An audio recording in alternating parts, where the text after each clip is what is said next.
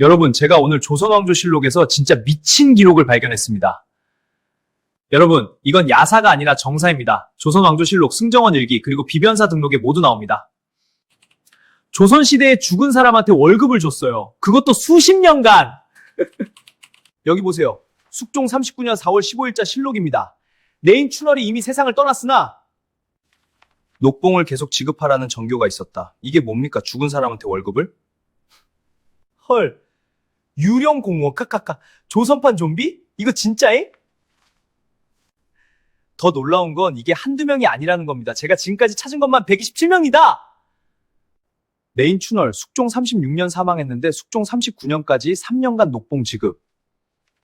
무관 한치용, 숙종 32년 전사했는데 숙종 39년까지 7년간 녹봉 지급. 상궁소란, 숙종 29년 사망했는데 숙종 39년까지 시트든이지?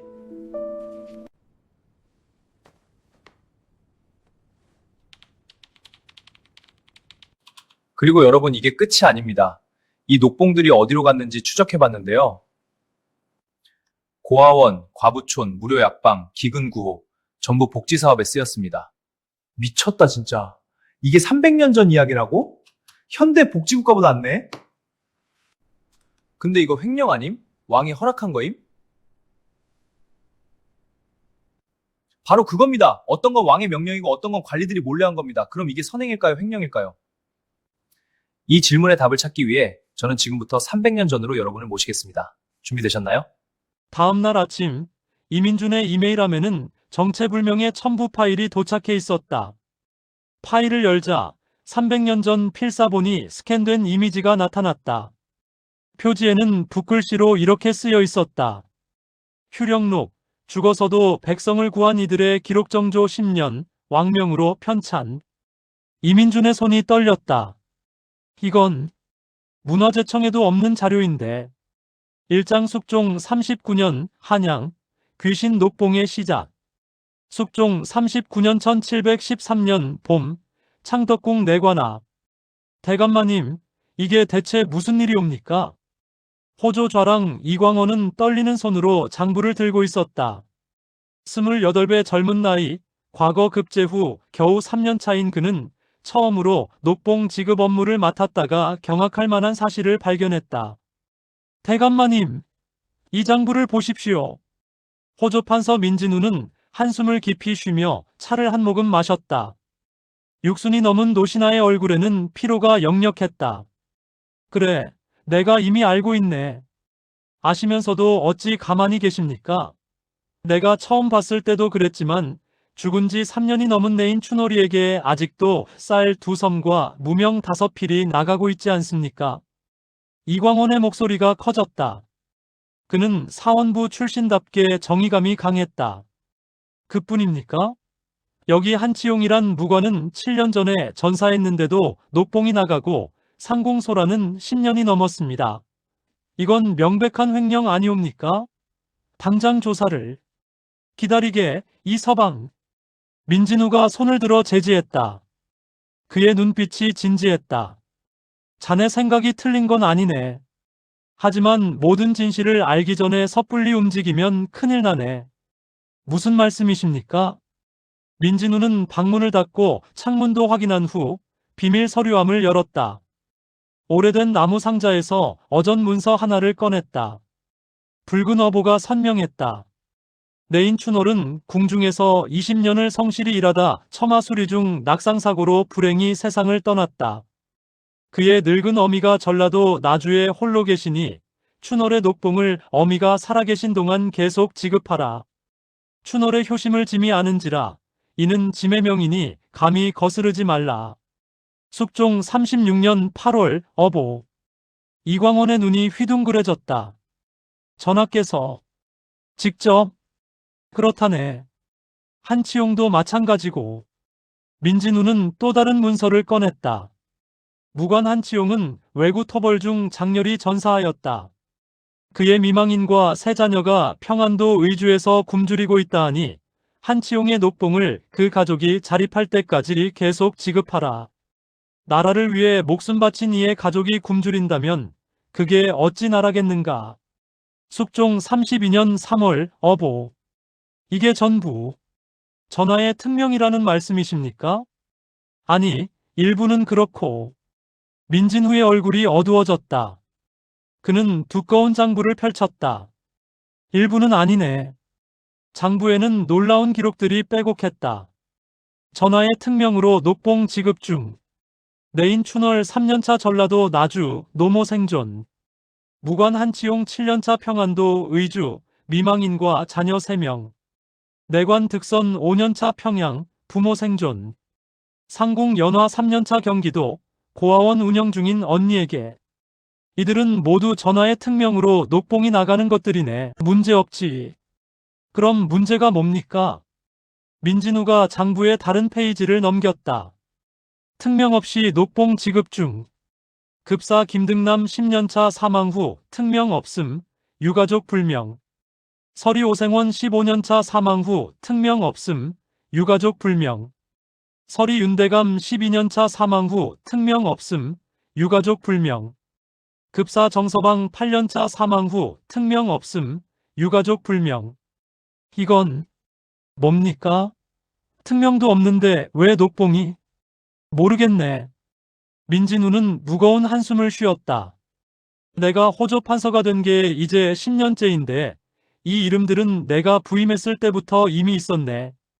선대 판서께 여쭤봤더니 뭐라 하셨습니까? 그냥 그렇게 하라고만 하시더군. 그리고 한 가지 이상한 말씀을 하셨지. 무슨 말씀을? 민진우는 목소리를 낮췄다. 이 나라에는 죽어서도 일하는 공무원들이 있다. 그들을 함부로 건드리지 말게. 그들은 백성을 구하고 있으니까. 라고 하셨네. 이광원은 소름이 돋았다. 그게 무슨... 나도 몰랐네. 처음엔 미친 소리라고 생각했지. 하지만 민진우는 또 다른 장부를 꺼냈다. 표지에 휴령고라고 쓰여 있었다. 이걸 보게. 휴령고 장부의 내용. 이광원은 장부를 펼쳤다. 거기에는 매달 쌀과 무명이 어디로 나가는지 상세히 기록되어 있었다. 숙종 38년 12월 춘월 녹봉 쌀 2섬, 무명 5필. 전라도 나주 노모에게 한섬 3필, 잉여부는 나주 고아원에 기부. 한치용 녹봉 쌀 3섬, 무명 8필. 평안도 의주 가족 생계, 잉여부는 전사자 미망인 5가구에 분배. 김등남 녹봉 쌀 1섬, 무명 3필. 한양 동대문 무료 약방 운영비. 이게 전부 복지 사업입니까? 그렇다네. 김등남의 녹봉은 10년간 모여서 동대문 밖 빈민촌에 약방을 세웠네. 작년 한 해 동안 그 약방에서 137명이 치료를 받았다네. 이광호는 말을 잃었다. 오생원의 녹봉은 어디로 갑니까? 민진우가 다음 페이지를 넘겼다. 경기도 과부촌 일세. 전쟁으로 남편을 잃은 여인들이 모여 사는 마을이 있는데 15년간 오생원의 녹봉으로 47가구가 생계를 유지하고 있지. 그럼 이건 선행인가 횡령인가? 민진우가 쓴웃음을 지었다. 나도 10년간 고민했네. 왕의 명령 없이 국고를 마음대로 쓰는 건 명백한 횡령이지. 하지만 그 돈으로 백성을 구하고 있다면? 이광원은 대답할 수 없었다. 그날 밤 이광원의 집. 이광원은 잠을 이룰 수 없었다. 아내 정씨가 걱정스럽게 물었다. 서방님, 무슨 일이십니까? 밤새 뒤척이시니. 여보, 내가 오늘 이상한 걸 발견했소. 이광원은 아내에게 모든 것을 털어놓았다. 정씨는 듣고 나서 조용히 말했다. 서방님, 제 생각엔. 어찌 생각하시오? 그 춘월이란 분. 죽어서도 어미를 봉양하고 계신 거 아니겠어요? 이광원은 깜짝 놀랐다. 무슨 말이오? 살아서는 궁궐일 때문에 어미를 직접 모시지 못했겠지요. 그래도 매달 녹봉을 보내며 효를 다했을 겁니다. 그런데 갑자기 돌아가셨으니 어미는 어찌 살라고요? 정씨의 눈가가 붉어졌다. 전하께서 그걸 아신 거예요. 춘월이의 효심을, 그리고 늙은 어미의 슬픔을. 그래서 춘월이 이름으로 계속 녹봉을 주신 거고요. 하지만 김등남 같은 경우는 그분도 마찬가지 아니겠어요? 살아서는 가난한 백성을 도울 힘이 없었을 겁니다. 그런데 죽어서라도 누군가 그 뜻을 이어준다면 정씨는 남편의 손을 잡았다. 서방님, 제 생각엔 그게 횡령이 아니라 사랑이에요. 이광원은 아내를 물끄러미 바라봤다. 사랑? 네. 죽은 이를 향한 사랑, 남겨진 이를 향한 사랑, 그리고 백성을 향한 사랑. 이장 박첨지의 비밀. 다음 날 호조 창고. 이광원은 호조에서 30년간 일한 서리 박첨지를 찾아갔다. 60이 넘은 박첨지는 창고에서 장부를 정리하고 있었다. 박서방, 여쭤볼 게 있습니다. 아이고, 이날이. 무엇이 궁금하신지요? 춘월이라는 내인. 아십니까? 박첨지의 손이 멈췄다. 그의 눈가가 순간 붉어졌다. 알지요. 어찌 모르겠습니까? 그 아이와 아셨던 사이입니까? 박첨지는 장부를 내려놓고 한숨을 쉬었다. 앉으시지요, 나리. 긴 이야기입니다. 3년 전 춘월이 살아있을 때. 박서방님, 오늘도 녹봉 잘 받았습니다. 22살의 내인 춘월은 햇살처럼 밝았다. 까무잡잡한 얼굴에 늘 미소를 띠고 있던 그녀는 매달 녹봉을 받으러 올 때마다 박첨지에게 인사를 빼먹지 않았다. 어밉게 보내려고요. 나주가 올해 흉년이라서 쌀값이 많이 올랐대요. 효녀로군. 하늘이 복을 줄 거야. 에이, 무슨 복을요. 그냥 당연한 일을 할 뿐인걸요. 어미가 날 낳아 키우셨는데 이 정도는 해야지요. 춘월은 쌀 2섬을 이고 가며 콧노래를 불렀다. 박첨지는 그 모습을 보며 흐뭇해했다. 저렇게 밝은 아이가 궁궐에 있으니 좋구만. 하지만 일주일 후 춘월이가 떨어졌다고. 박첨지는 청천벽력 같은 소식을 들었다. 창덕궁 후원 전각 지붕을 수리하던 춘월이 발을 헛디뎌 떨어졌다는 것이었다. 즉사였다고 합니다. 박첨지는 달려갔다. 춘월의 시신은 하얀 천으로 덮여 있었다. 그 옆에서 동료 궁녀들이 울고 있었다. 춘월아. 박첨지도 눈물을 흘렸다. 그는 30년간 호조에서 일하며 수많은 사람을 봤지만 춘월처럼 밝고 효심 깊은 아이는 처음이었다. 장례식 날. 놀랍게도 숙종이 직접 참석했다. 전학계 없어 거동하십니다. 모두가 엎드렸다.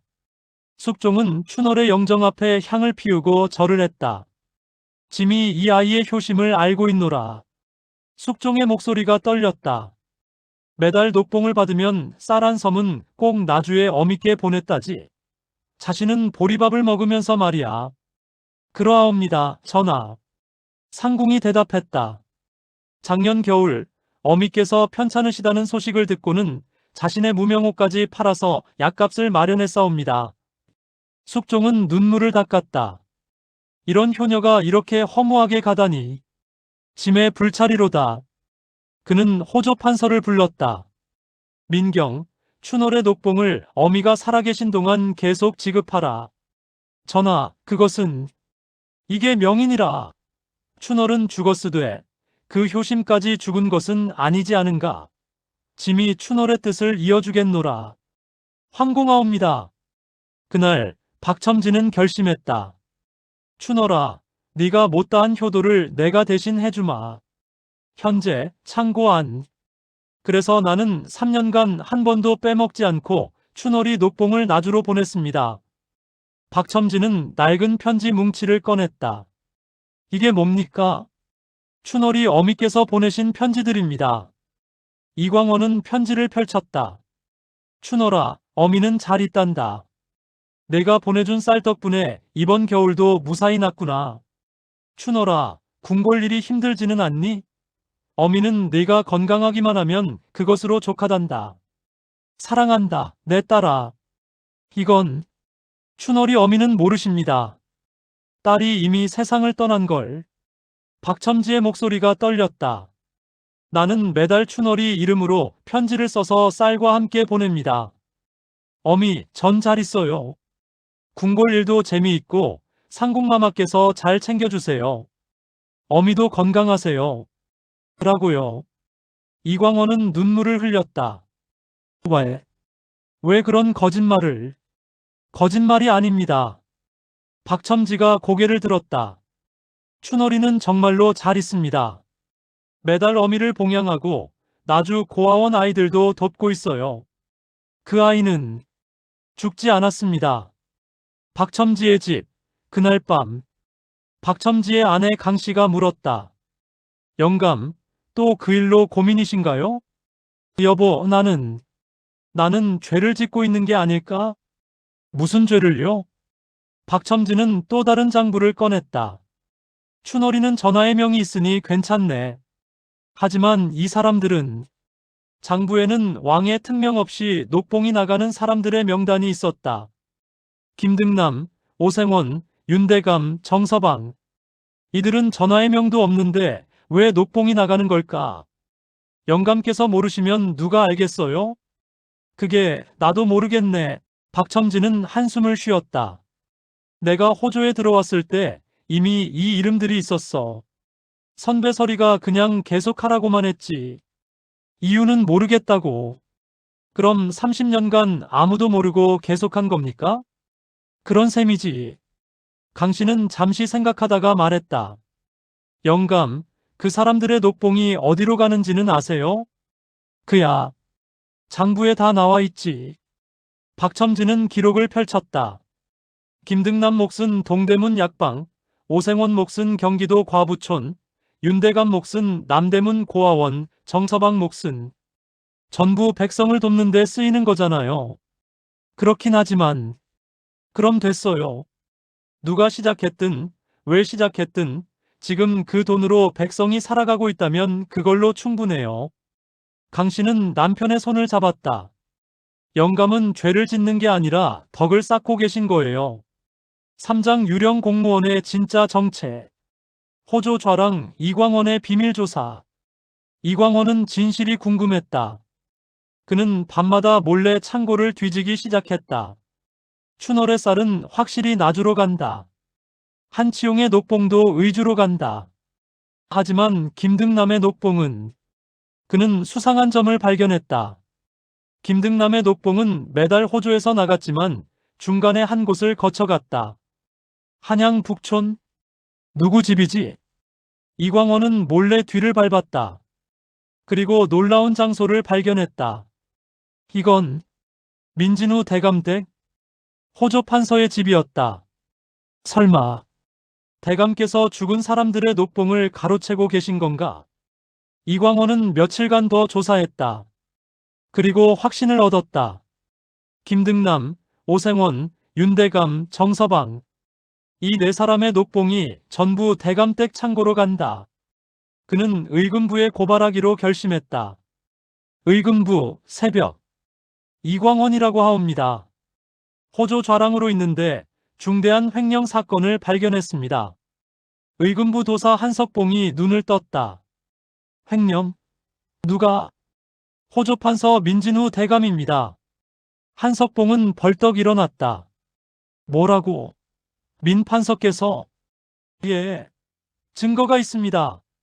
이광원은 비밀리에 복사한 장부를 내밀었다. 이 네 사람은 모두 10년 전에 죽었습니다.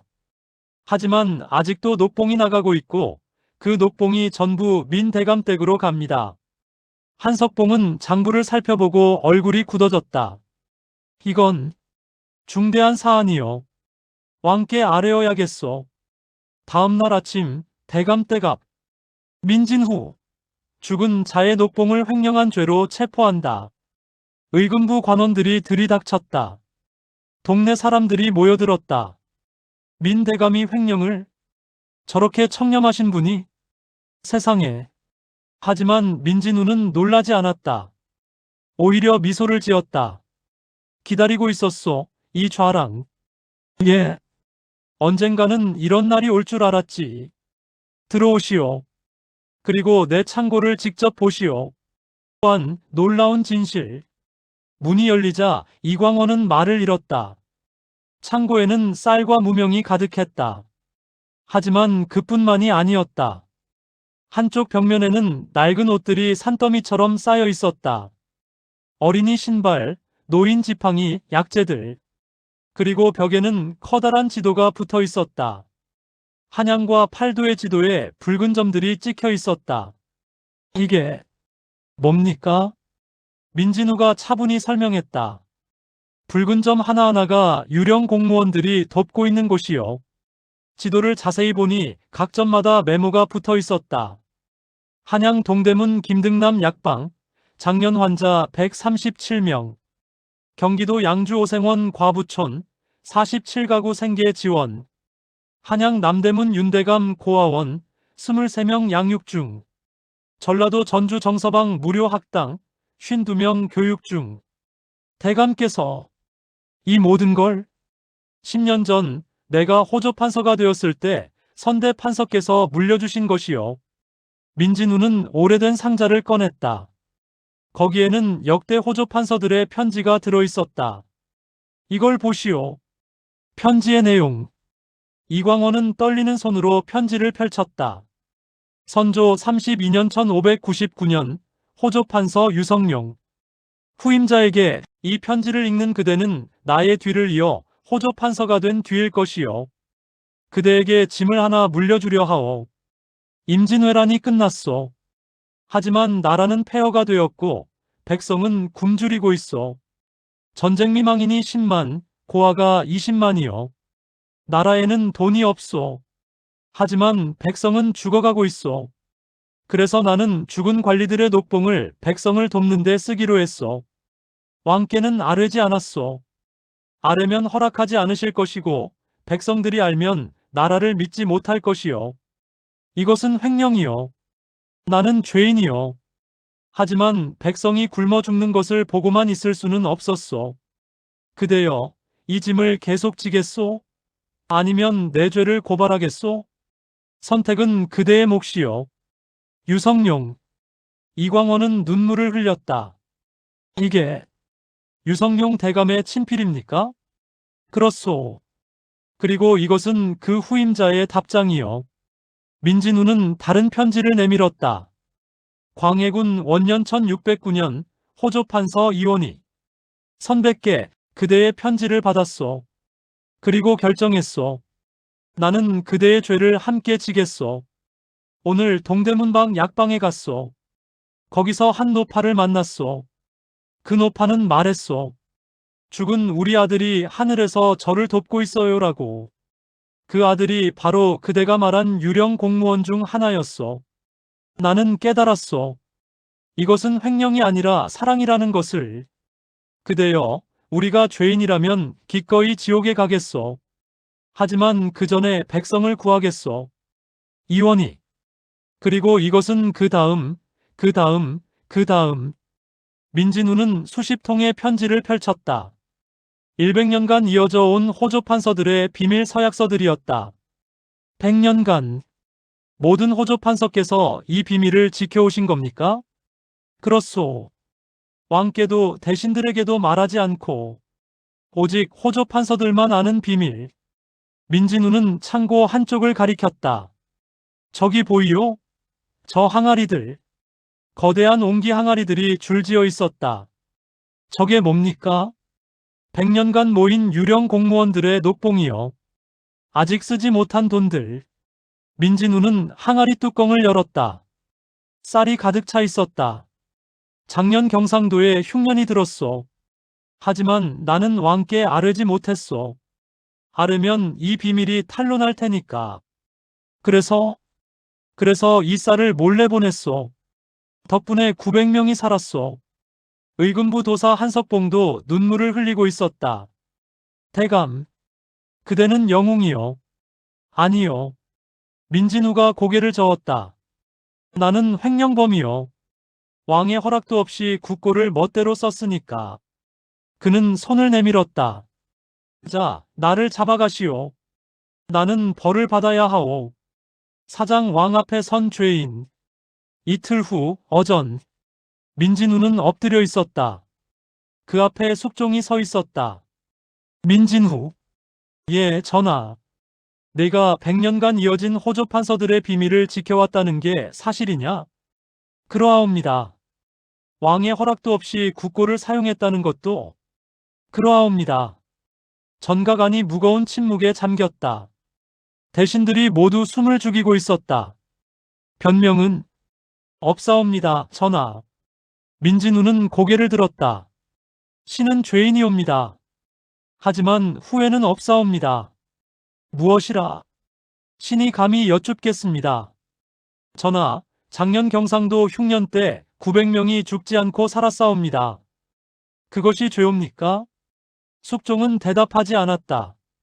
10년 전 평안도 역병 때 2000명이 치료받았사옵니다. 그것이 죄옵니까? 3년 전 한양 큰 불 때 400가구가 집을 얻었사옵니다. 그것이 죄옵니까? 민진우는 품에서 두꺼운 장부를 꺼냈다. 전하, 이것이 100년간의 기록이옵니다. 장부가 숙종 앞에 펼쳐졌다. 유령 공무원들이 구한 생명들 선조 32년에서 숙종 39년. 구제한 고아 23,847명. 지원한 미망인 15,392가구. 치료한 환자 41,209명. 구호한 기근 피해자 87,651명. 교육받은 빈민자녀 12,473명. 총 생존자 185,572명. 전각이 조용해졌다. 18만 명. 좌의정이 중얼거렸다. 18만 명의 백성이 죽은 관리들 덕분에 살았다는 말입니까? 민진우가 고개를 숙였다. 그러하옵니다. 신은 죄인이오나 유령 공무원들은 영웅이옵니다. 숙종은 한참을 말이 없었다. 그리고 일어섰다. 경들은 민진우를 어찌해야 한다고 생각하는가? 대사원이 나섰다. 국법을 어겼으니 마땅히 벌을 받아야 합니다. 하지만 백성을 구한 공도 있지 않소? 그것은 별개의 문제입니다. 선례를 남기면 후일 진짜 횡령자들이 핑계로 삼을 것입니다. 우의정도 동조했다. 대사원의 말이 옳습니다. 아무리 선한 뜻이었다 해도 법은 법입니다. 숙종은 고개를 끄덕였다. 그렇다면 짐이 묻겠노라. 그는 창밖을 바라보았다. 춘월의 어미는 어찌 되는가? 예. 한치용의 자식들은, 김등남의 약방은, 오생원의 과부초는, 18만 명의 백성은, 숙종의 목소리가 커졌다. 법을 지키느라 백성을 죽이는 것과 법을 어기며 백성을 살리는 것 중 무엇이 왕의 도리인가? 대신들이 숙였다. 짐은 왕위로되 백성 하나하나를 다 살필 수 없노라. 궁궐 안에 앉아 장계를 받아볼 뿐이지. 숙종은 민진우를 바라보았다. 하지만 이 사람은 100년간 호조 판서들은 직접 백성을 살폈노라. 몸소 창고를 열고 직접 쌀을 나눠주고 백성의 눈물을 닦아주었노라.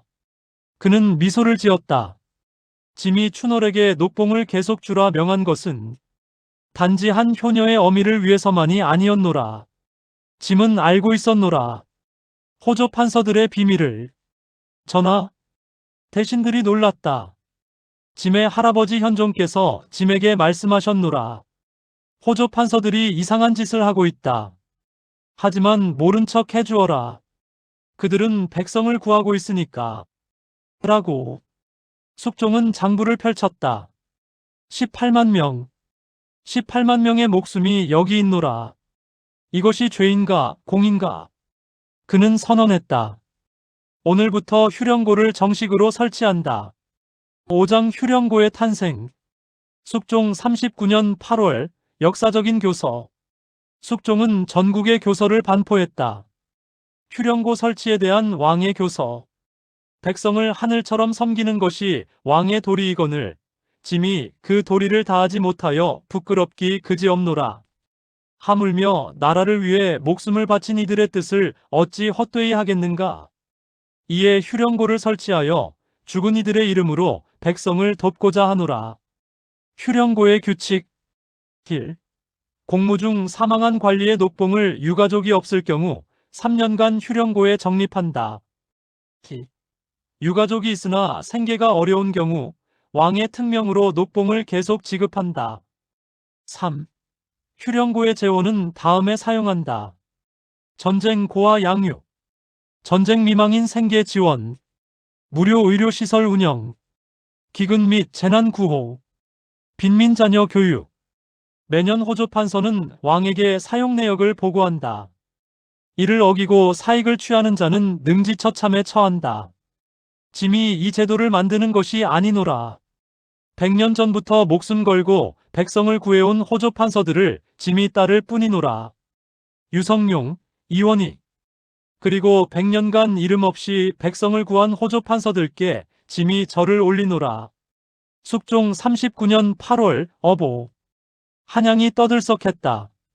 전하께서 죽은 이들의 뜻으로 백성을 구한다시네. 호조 판서들이 100년간 비밀로 백성을 도왔다니. 이제 관리들이 죽어서도 나라를 위한다. 민진후의 복권. 숙종은 민진후를 불렀다. 민경. 예, 전하. 내가 비록 절차를 어겼으나 그 뜻은 가상하다. 죄를 묻지 않겠노라. 민진후는 눈물을 흘렸다. 황공하옵니다, 전하. 하지만 이제부터는 떳떳하게 왕의 명으로 하거라. 더 이상 숨지 말고 더 많은 백성을 구하거라. 숙종은 특별한 관직을 내렸다. 오늘부터 네가 휴령고 제조를 겸직하라. 그리고 그는 금으로 만든 인장을 내렸다. 이 인장은 휴령인이니라. 이 인장을 찍으면 왕의 명과 같으니라. 백성이 굶주리면 창고를 열고 백성이 아프면 약방을 세우고 백성이 추우면 옷을 나눠주거라. 전하, 100년간 그대들이 몰래 해온 일을 이제는 떳떳하게 하라는 것이니라. 휴령고 현판식. 한 달 후 호조 옆에 새로운 건물이 세워졌다. 현판에는 숙종의 친필로 휴령고라고 쓰여 있었다. 현판식에는 숙종이 직접 참석했다. 오늘 이 현판을 걸며 짐은 다짐하노라. 이 나라에서 굶어 죽는 백성이 없게 하겠노라. 백성들이 환호했다.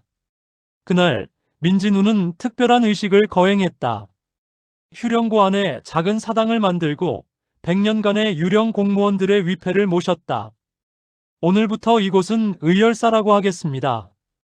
죽어서도 백성을 구한 의로운 영혼들의 사당입니다. 위패에는 이름들이 새겨졌다. 급사 김등남 동대문 약방 창립, 생전 백성구제 3247명, 서리 오생원 과부촌 지원, 47가구 15년간 생계 유지, 서리 윤대감 남대문 고아원, 23명 양육, 급사 정서방 전주 무료 학당, 52명 교육, 총 73명. 여러분은 죽지 않았습니다. 여러분의 뜻은 영원히 살아 백성을 구할 것입니다. 6장 휴령고의 기적들. 1년 후 휴령고의 성과. 박첨지는 새로운 장부를 정리하며 웃었다. 이제는 떳떳하게 할 수 있었다. 휴령고 1년 보고서를 작성하겠습니다. 숙종 40년 휴령고 운영 결과. 수입. 공무순직자 녹봉 47명 쌀 132섬, 무명 387필. 왕실 특별하사 쌀 500섬, 무명 1000필. 민간 기부 쌀 234섬, 무명 521필. 지출. 고아원 23곳 운영 341명 양육. 과부촌 47개소 지원 893가구. 무료 약방 15곳 2347명 치료. 무료 학당 8곳 521명 교육. 기근 9호 경상도 3241명, 전라도 2189명. 특별 사례. 민진후는 가장 감동적인 사례들을 모아 숙종에게 보고했다. 사례 1. 궁녀 추놀의 기적. 추놀의 녹봉은 4년째 나주로 향하고 있었다. 그런데 놀라운 소식이 들려왔다. 대감마님, 추놀이 어미께서 편지를 보내셨습니다. 박첨지가 달려왔다. 편지를 펼쳤다. 추놀아, 어미는 이제 너무 늙어서 쌀을 다 먹지 못하겠구나. 내가 보내준 쌀 덕분에 사는 건 감사하지만 혼자 먹기엔 너무 많단다. 그래서 어미가 결정했어. 내가 보내준 쌀로 동네 고아들을 먹이기로 했단다. 지금 우리 마을에는 전쟁으로 부모를 잃은 아이들이 많거든. 춘월아, 네가 살아서 효녀였듯이 죽어서도 착한 일을 하는구나. 어미는 자랑스럽단다. 어미가 죽으면 이 쌀을 그 아이들에게 계속 주거라. 그것이 너와 어미의 뜻이란다. 박첨지는 눈물을 흘렸다. 대감마님, 춘월이가 죽어서도 또 다른 생명을 구하고 있습니다. 민진우는 즉시 나주로 사람을 보냈다. 그리고 춘월 어미의 집 옆에 작은 고아원을 세웠다. 이름은 춘월원. 1년 후 춘월원에는 23명의 고아가 살고 있었다. 춘월 어미는 매일 아이들에게 밥을 지어주었다. 우리 춘월이가 하늘에서 너희를 돕고 있단다. 아이들은 매일 춘월의 영정에 절을 했다. 춘월 아씨, 감사합니다. 사례 이무관 한치용의 유산. 한치용의 녹봉은 8년째 의주로 향하고 있었다. 그의 미망이는 세 자녀를 홀로 키우며 힘겹게 살았다. 그런데 작년 기적 같은 일이 일어났다. 어머니, 제가 무과에 합격했습니다. 장남 한석규가 무과에 급제한 것이다. 아버지 덕분입니다. 아버지께서 하늘에서 저를 도와주셨습니다. 미망이는 울었다. 당신, 우리 아이가 장군이 되었어요.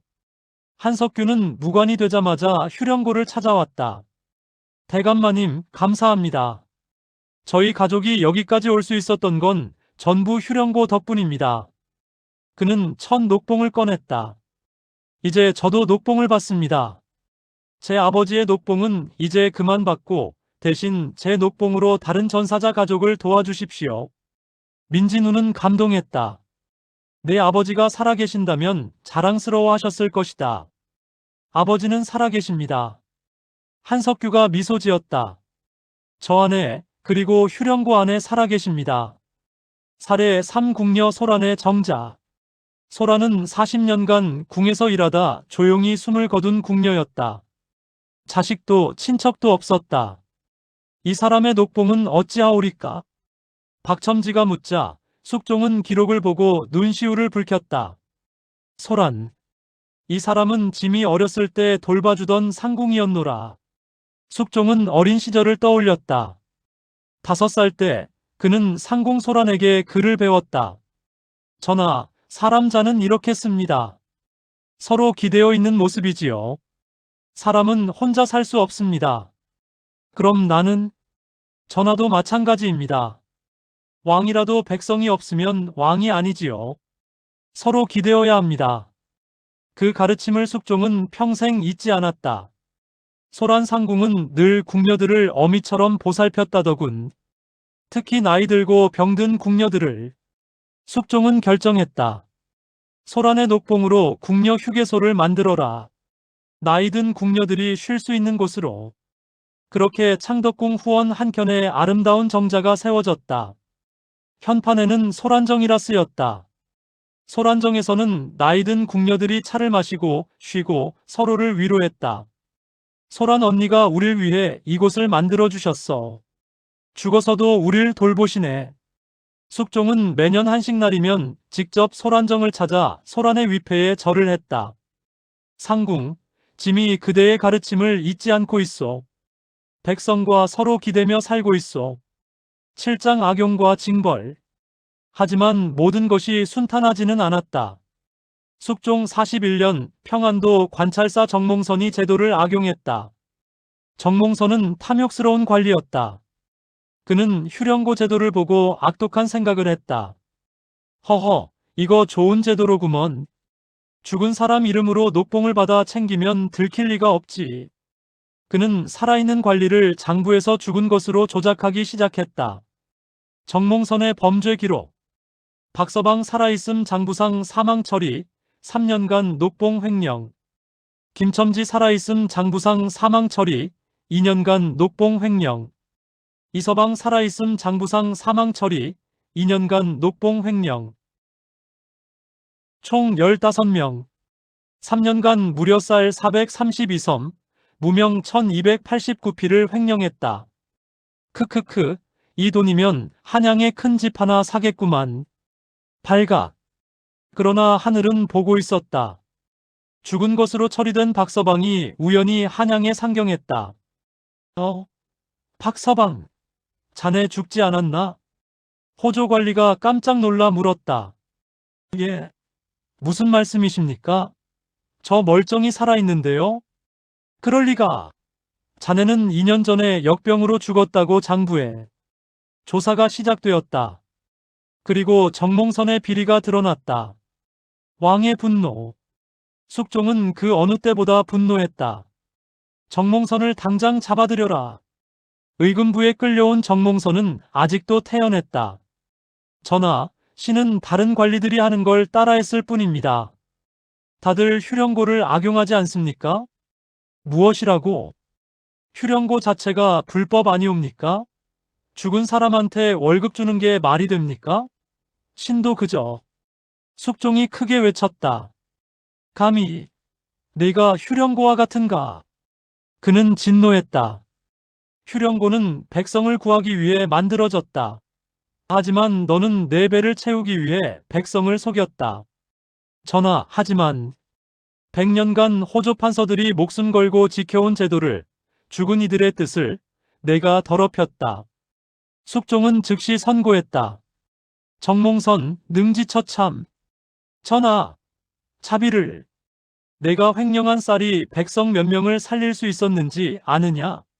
432섬이면 최소 2000명이 한 달을 먹을 수 있는 양이다. 숙종은 전국에 교서를 내렸다. 휴령고 악용자 엄벌에 대한 교서. 오늘 정몽선을 능지처참에 처하노라. 그 죄는 단순한 횡령이 아니노라. 죽은 이들의 영혼을 모독하고 백성을 속이고 나라의 신의를 저버린 역적이니라. 이에 선포하노라. 앞으로 휴령고를 악용하는 자는 1. 능지처참에 처한다. 2. 삼족을 멸한다. 3. 재산을 몰수하여 휴령고에 귀속시킨다. 4. 이름을 역적명단에 올려 만대의 욕을 보인다. 휴령고는 백성의 생명줄이니라. 이를 해치는 자는 백성을 죽이는 자와 같으니라. 숙종 41년 9월 어보.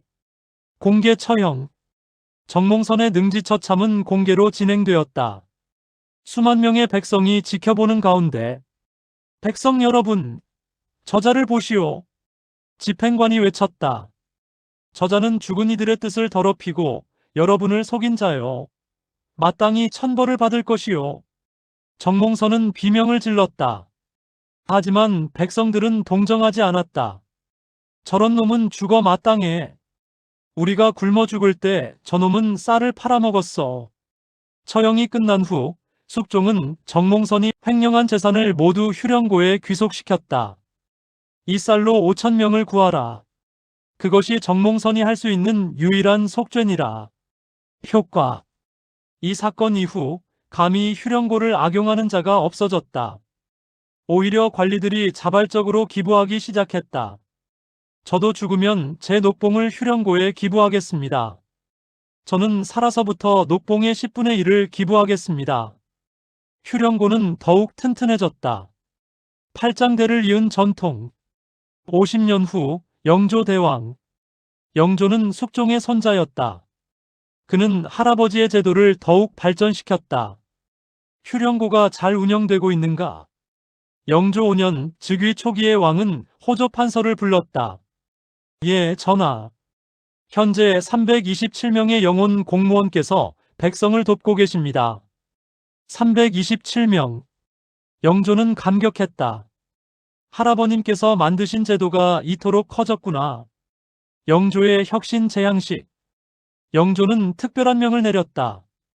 오늘부터 매년 한식에는 휴령고에 등록된 모든 분들의 제사를 국가에서 지내도록 하라. 전하, 그것은 그들은 죽어서도 나라를 위해 일하고 있노라. 당연히 나라가 제사를 지내야 하지 않겠는가? 호조 판서가 걱정했다. 하오나 전하, 327명의 제사를 모두 지내려면 돈이 드는가? 그럼 짐의 사비로 하겠노라. 영조는 결정했다. 휴령고 제양식을 거행하라. 제1회 휴령고 재향식. 영조 5년 한식날 종묘에서 특별한 제사가 열렸다. 전례 없는 일이었다. 왕이 직접 일반 공무원들의 제사를 지낸 것은 조선 역사상 처음이었다. 제단에는 327개의 위패가 놓였다. 제1열 창립자들. 급사 김등남 동대문 약방 창립. 150년간 42,347명 치료.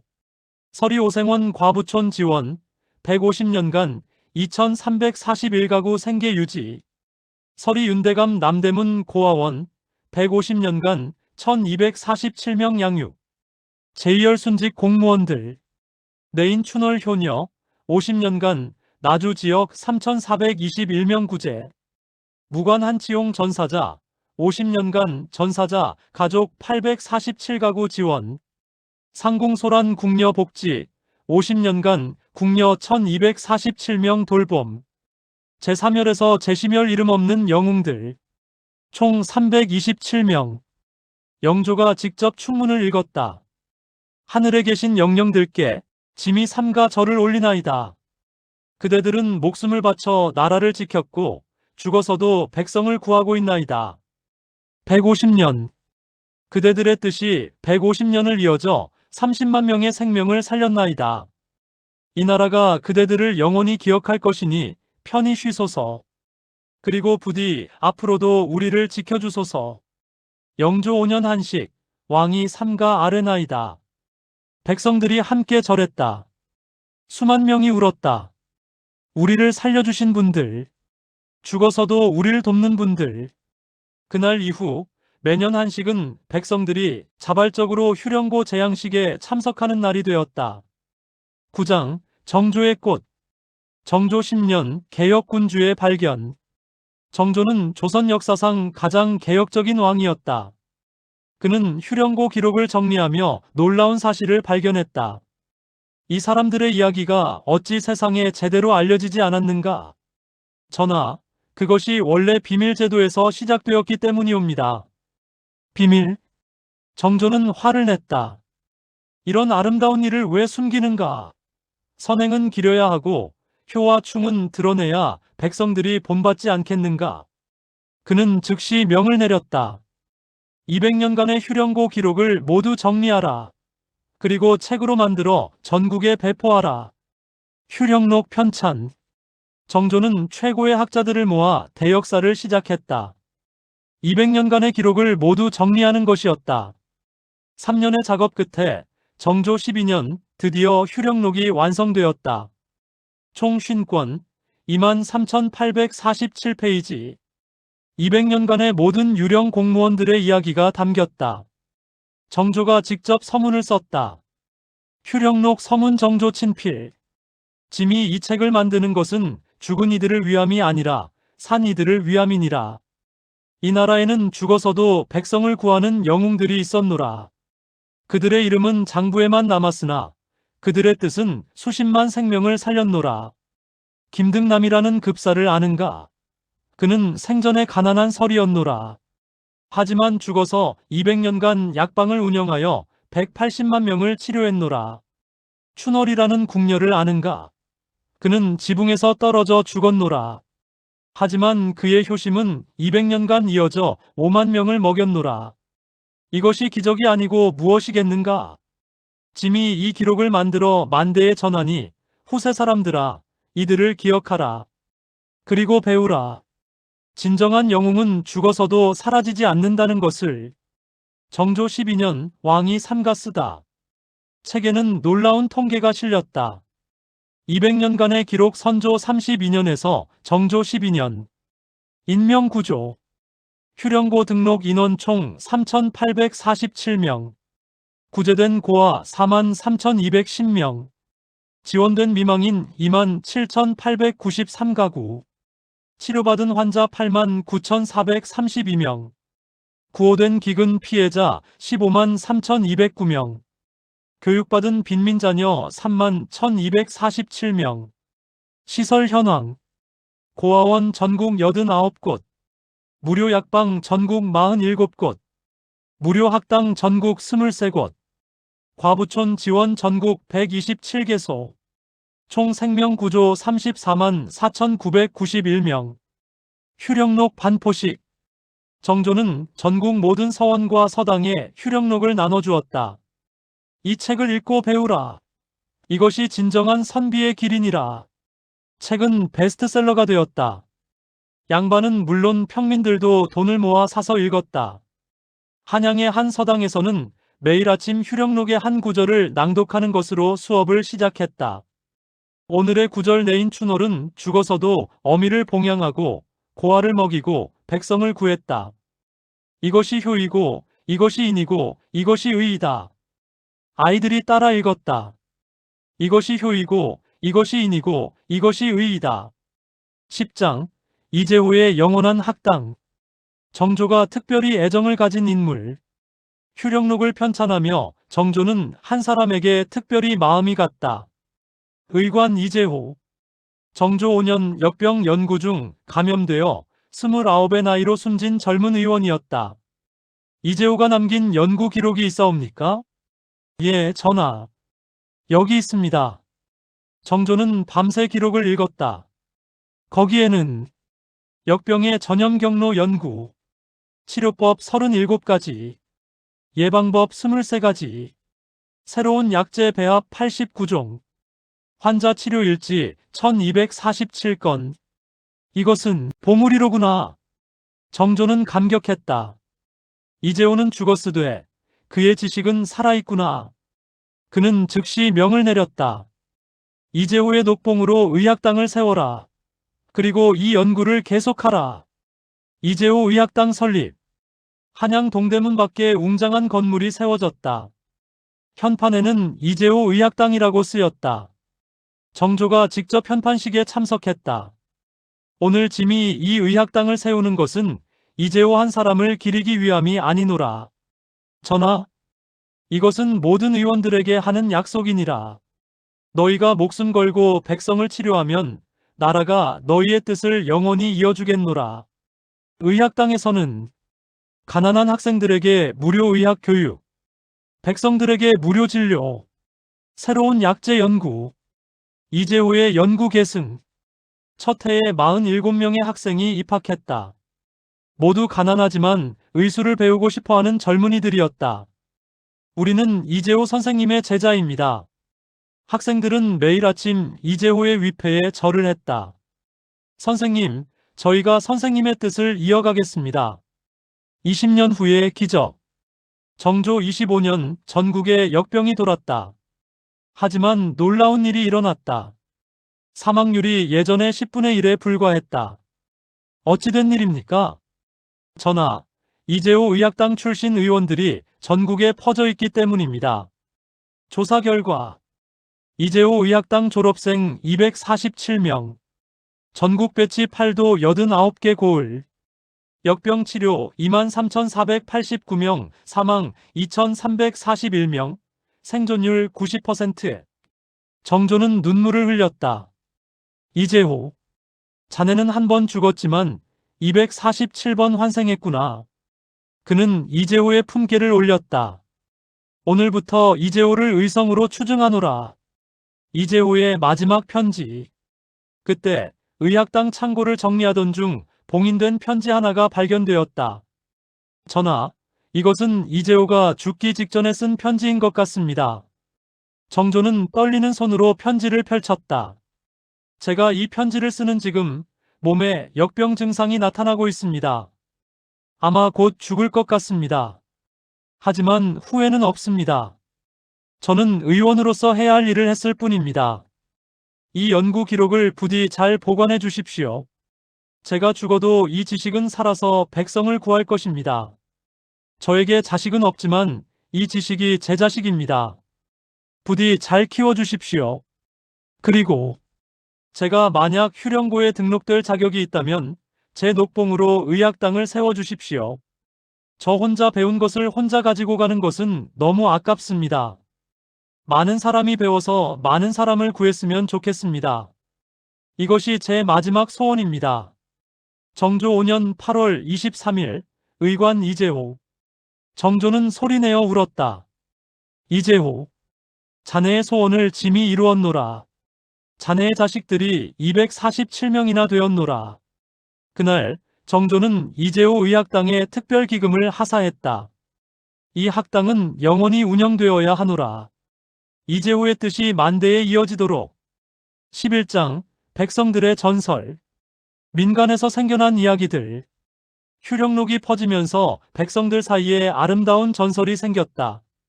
전설 1 춘월 아씨의 밤 방문. 나주 춘월원의 아이들이 증언했다. 밤에 하얀 옷 입은 아씨가 나타나 밥을 주시고 가셨어요. 그분이 춘월 아씨라더라. 춘월의 어미였던 분의 손녀인 원장 할머니가 말했다. 우리 증조 할머니께서 그러셨어요. 춘월 고모는 죽지 않았다고. 매일 밤 아이들을 돌보러 온다고. 실제로 춘월원에서는 이상한 일들이 자주 일어났다. 겨울에 땔감이 떨어지면 아침에 문 앞에 땔감이 쌓여 있었다. 아이가 아프면 누군가 약을 놓고 갔다. 쌀이 떨어질 즈음이면 쌀이 배달되었다. 이건 춘월 아씨의 영혼이 아니라 휴령고 덕분이에요. 하지만 아이들은 믿었다. 아니에요. 춘월 아씨가 정말 오세요. 제가 봤어요. 전설은 이어졌다. 200년 후에도 나주 사람들은 말했다. 춘월 아씨는 아직도 살아계셔. 고아들을 돌보고 계시지. 전설 2 한치용 장군의 칼소리. 평안도 의주에서는 다른 전설이 있었다. 전사자 미망인들이 모여 사는 마을에서 가끔 밤에 칼 휘두르는 소리가 들렸다. 저건 한치용 장군님이세요. 장군님이 아직도 우릴 지키고 계셔요. 실제로 그 마을은 200년간 단 한 번도 도적이나 왜구의 습격을 받지 않았다. 장군님의 영혼이 마을을 지키고 있기 때문이야. 전설 3. 김등남의 약방 귀신. 한양 동대문 약방에서 일하는 약사가 증언했다. 밤에 약을 조제하다 보면 누군가 옆에서 도와주시는 것 같아요. 어떤 약재를 써야 할지 모를 때 문득 영감이 떠올라요. 그게 김등남 어르신의 도움이래요. 200년간 그 약방에서는 단 한 번도 오진이 없었다. 김등남 어르신이 지켜주시니까요. 정조의 반응. 이런 전설들이 퍼지자 정조는 웃었다. 귀신이 아니라네. 그들의 뜻이 살아있는 것이지. 하지만 전하, 백성들이 미신을. 미신? 정조가 고개를 저었다. 아니네. 저것은 미신이 아니라 신앙이네. 죽은 이들이 우리를 지켜준다는 믿음. 그것이 나쁜가? 그러하오나 백성들이 춘월을 믿고 한치용을 믿고 김등남을 믿는다면 그들도 그렇게 살려고 할 것이네. 죽어서도 누군가를 돕는 삶을 말일세. 정조는 미소 지었다. 그것이 바로 휘령고의 진짜 목적이 아니겠는가? 백성을 먹이는 것도 좋지만 백성의 마음에 선함을 심는 것. 그것이 더 중요하지. 12장 제국의 혼란. 고종시대 변화의 바람. 1894년 갑오개혁. 서양 문물이 들어오고 조선은 대한제국이 되었다. 개화파 관료들이 외쳤다. 구시대의 유물을 없애야 합니다. 휴령고 같은 비효율적인 제도는 폐지해야 합니다. 죽은 사람한테 월급을 말이 됩니까? 이건 조선시대 미신입니다. 고종은 고민했다. 하지만 휴령고 덕분에 백성들이 전하, 이제는 근대 국가를 만들어야 합니다. 서양식 복지제도를 도입해야지. 이런 전근대적인. 결국 1895년 휴령고는 공식적으로 폐지되었다. 백성들의 반응. 한양 동대문 약방에서 노인이 울었다. 이제 김등남 어르신이 우릴 돌보지 않는단 말인가. 나주 춘월원에서 아이들이 물었다. 원장님, 춘월 아씨가 더 이상 안 오시나요? 그런가 보구나. 평안도 과부촌에서 미망인들이 한숨을 쉬었다. 한치용 장군님, 우릴 버리시는 건가요? 마지막 호조 판서의 결단. 마지막 휴령고 제조였던 민영화는 비밀리에 기록을 보관했다. 이 기록들을 절대 잃어서는 안 됩니다. 그는 휴령록 원본, 장부, 편지들을 모두 모아 비밀 창고에 숨겼다. 언젠가 이 나라가 다시 이 정신을 필요로 할 날이 올 것입니다. 1910년 일제강점기. 일본이 조선을 병탄했다. 총독부 관리들이 명령했다. 조선의 모든 기록을 불태워라. 특히 백성을 단합시킬 만한 것들은 전부. 휴령고 건물은 파괴되었다. 의열사도 헐렸다. 위패들도 불탔다. 하지만 한 사람이 움직였다. 박정호, 마지막 호조서리의 증손자. 할아버지께서 남기신 유언을 지켜야 합니다. 그는 목숨을 걸고 민영환이 숨긴 기록들을 찾아내 더 깊은 곳에 숨겼다. 언젠가 우리 민족이 다시 일어설 때 이 기록이 빛을 볼 것이다. 1945년 광복. 조선이 해방되었다. 하지만 혼란스러웠다. 박정호의 손자 박철수는 숨겨둔 기록을 꺼냈다. 이제 세상에 내놓을 때인가? 하지만 그럴 수 없었다. 6.25 전쟁이 터졌다. 다시 숨겨야 한다. 2024년 어느 고서점. 박철수의 증손자 박민호는 할아버지의 유품을 정리하다 비밀 상자를 발견했다. 이게 뭐지? 상자 안에는 300년 된 책이 있었다. 휴령록. 이건 문화재잖아. 그는 한국학중앙연구원에 연락했다. 저기, 이상한 책을 발견했는데요. 13장, 역사 유튜버 이민준의 발견. 여러분, 믿기지 않는 사실을 알려드립니다. 이건 진짜 문화재입니다. 그리고 조선시대에 정말로 죽은 사람한테 월급을 줬던 기록이 맞습니다. 조선시대에 죽은 사람한테 월급을 준 건 단순한 복지가 아니었습니다. 그건 죽어서도 나라를 위한다는 정신이었습니다. 그들의 이름으로 살아난 생명들 속에서 그들은 여전히 살아 숨쉬고 있습니다. 이민준은 낡은 휴령록을 펼쳤다. 마지막 페이지, 정조의 친필. 후세 사람들에게 바란다. 이 기록을 보거든 알라. 진정한 공복이란 죽어서도 백성을 섬기는 자라는 것을. 그대들도 부디 살아서나 죽어서나 누군가를 살리는 삶을 살기를. 정조 12년 왕이 친히 쓰다. 300년 전 왕의 소원. 우리가 이룰 수 있을까요? 이 이야기는 실화를 바탕으로 한 창작입니다. 하지만 정신만큼은 100% 진실입니다. 조선왕조실록에는 정말로 죽은 이에게 녹봉이 지급된 기록이 남아 있습니다. 그것이 왕의 배려였든 관리의 선행이었든 그 이면에는 분명 누군가의 이야기가 있었을 것입니다. 구독과 좋아요는 필요 없습니다. 그냥 누군가를 도와주세요. 작은 것이라도. 그것이 춘월이, 한치용이, 소란이, 김등남이 그리고 3,847명의 유령 공무원들이 우리에게 바라는 것입니다. 여러분 모두가 살아있는 휴령고가 되어주세요. 감사합니다. 안녕.